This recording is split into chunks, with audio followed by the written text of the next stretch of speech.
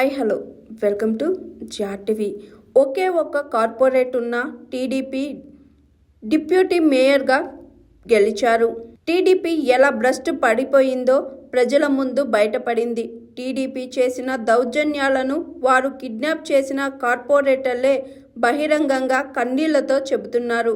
రాబోయే రోజుల్లో మేము కూడా టీడీపీతో ఎలా వ్యవహరించాలో నేర్చుకుంటున్నాం.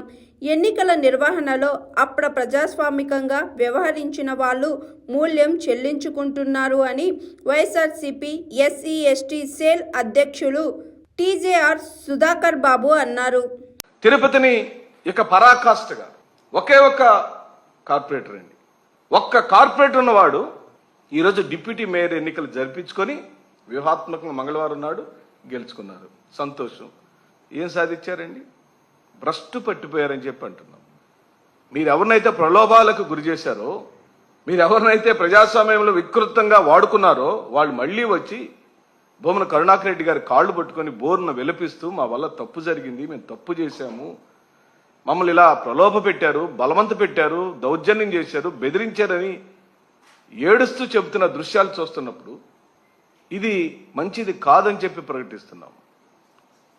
రాబోయే రోజులకు మీరే ఒక స్క్రిప్ట్ని, ఒక రాజ్యాంగాన్ని చక్కగా రాసి మనం అధికారంలో ఉన్నప్పుడు పక్క పార్టీ వాళ్ళని ఇలా హింసించవచ్చు, పక్క పార్టీ కౌన్సిలర్లను ఇలా తీసుకెళ్లొచ్చు, పక్క పార్టీ కార్పొరేటర్లను ఇలా భయభ్రాంతులు చేయొచ్చు, పక్క పార్టీ వాళ్ళ ఆస్తులు ఇలా ధ్వంసం చేయొచ్చు, పక్క పార్టీ కార్యకర్తలను మర్డర్లు చేయొచ్చు, పక్క పార్టీ కార్యకర్తలను పొడవచ్చు, నడి రోడ్డు మీద నరకచ్చు, దళితులను గ్రామ బహిష్కరణ చేయొచ్చు, దళితుల యొక్క భూములను ఆక్రమించవచ్చు అని ఓ మంచి రాజ్యాంగాన్ని రచిస్తున్న తెలుగుదేశం పార్టీ, కూటమి, జనసేన, బీజేపీ పార్టీలకు ఒక్కసారి మీరు మననం చేసుకోమని చెప్పి అంటున్నాం.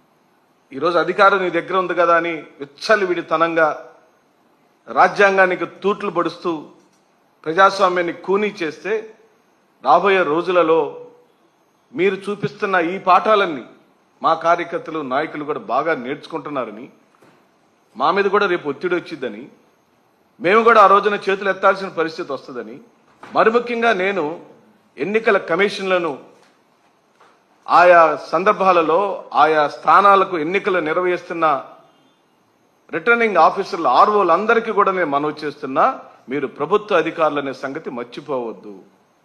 ఈ ప్రభుత్వంలో మీరుంటారు, వచ్చే ప్రభుత్వంలో కూడా మీరుంటారు.